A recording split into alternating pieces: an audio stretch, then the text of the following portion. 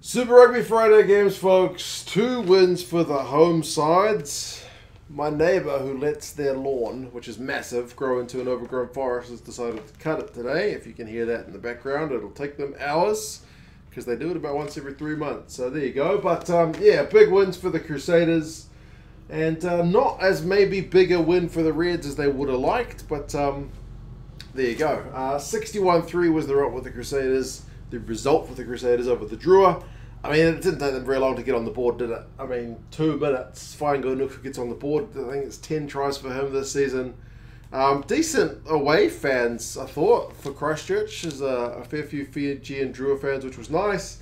They managed to get on the board with the penalty, but that's their only points of the game. It's not like the Drua didn't have any chances, but I mean, the Crusaders were just so clinical. And interestingly, they were just able to find so much space out wide, which is maybe the thing that some teams have been guilty of giving the Drua that space out wide.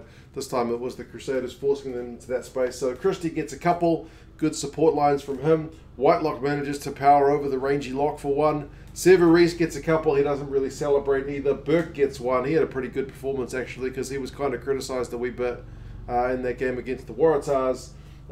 Bridge, Enor get them as well. So yeah, 61 points, man. What can you say? The Drua, when they were down the Crusaders 22, they would just inevitably knock it on. The Crusaders were good on the other end, go through like 11 phases and eventually force their way through.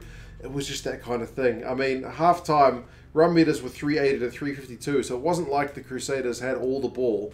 I mean, clean breaks, though, 4-1, so just had a little bit of extra clinical edge. Crusaders tackling at 92% to 86. So, yeah, the Drua weren't without their opportunities, but often just a wee bit guilty of coughing it up. And against that Crusaders defence, man, sometimes that just happens.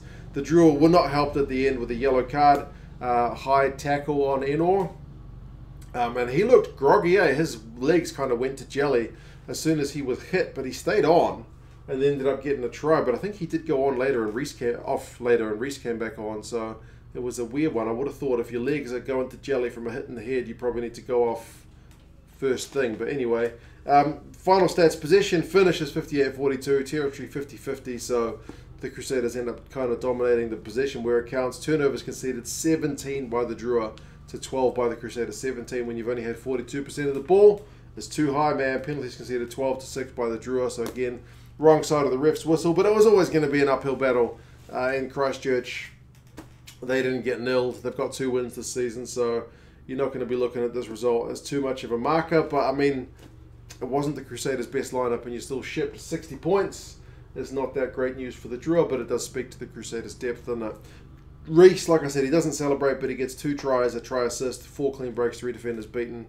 Proper shift from him. Nagusa, the captain, 17 from 19 tackles in a losing effort, at least trying to put his hand up. The Crusaders have got the Reds at home next, and the Drua are at home in Fiji to the Chiefs, which will be awesome because we've all seen that Fijian crowd, and it was absolutely phenomenal in their game against the Highlanders a few weeks ago. The second game, the Reds' losing run is over 34-22, but they can't get a bonus point, which could be crucial. And this was a weird game in that they didn't have the match kind of graphics set up properly. They said there was gremlins in the system. They only had the score on the screen. That was it. There was no time, so you couldn't see the clock as to how much of the game was gone. You couldn't see the yellow card indicators. It was very, very bizarre stuff. Unusual for the kind of stand sport guys to have that kind of issue. I don't think I've ever seen anything quite like that before. So you were just at the commentator's mercy, or when they showed the big screen as to how much time was gone on the clock. So quite bizarre. But yeah, 34-22. Interestingly, Moana Pasifika score the early tries in both halves. Funaki gets one early on in the first through a maul, and then Tupolotu gets one early on in the second, plus one at the death.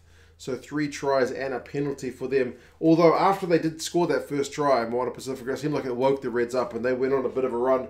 Campbell, McCright, Hoopert, Campbell again.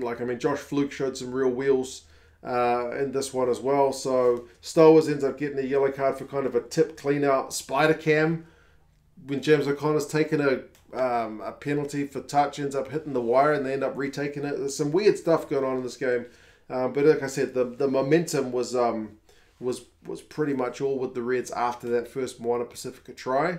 when they were struggling for a while to convert their chances until it was like, just give the bloody ball to a big prop and hoop it goes over. So that was kind of pleasing, I guess. But yeah, the Moana Pasifika penalty on about half an hour at least seemed to stop the momentum for the Reds. I mean, possession at halftime is 60-40 Reds, territory is 57-43, clean breaks 3-zip. So, like I said, it's mostly been the Reds in that second half. But the Moana Pacific guys do have chances in the second half. Like I said, they score the first try.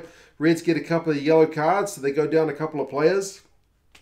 James O'Connor goes off seemingly with a bit of a twinged hamstring, so we'll see if that's going to be an issue. But interestingly, the Moana Pacific guys didn't really convert during the double yellow card period, which will be one period of the game that they'll look back on and be pretty disappointed. You even get the Harry Wilson try, which is from like a missed penalty. Crichton takes a shot at goal, misses it, and then Wilson ends up getting an intercept as the Moana Pacific guys are trying to exit. So they did score points, but then they threw, I don't want to say threw away, but they lost that bonus point on like 79, 80 minutes when Stowers managed to go over. After Inari had been yellow carded actually as well. So, yeah, the Reds did look to have fought it back with a try at the death, but it was ruled off for a forward pass. So, we'll see how that affects things. It's only 1 point, but you do never know. I mean, possession finish is 56-44. Remember, the Reds had it in the first half, but that's the overall game stats goes in favor of the Moana Pacifica boys. So, pretty dominant in that second half in terms of possession numbers. And they also edged the territory too. Clean breaks finish is 6-5, so pretty tight. Turnovers conceded 13-16 with Moana Pasifika more.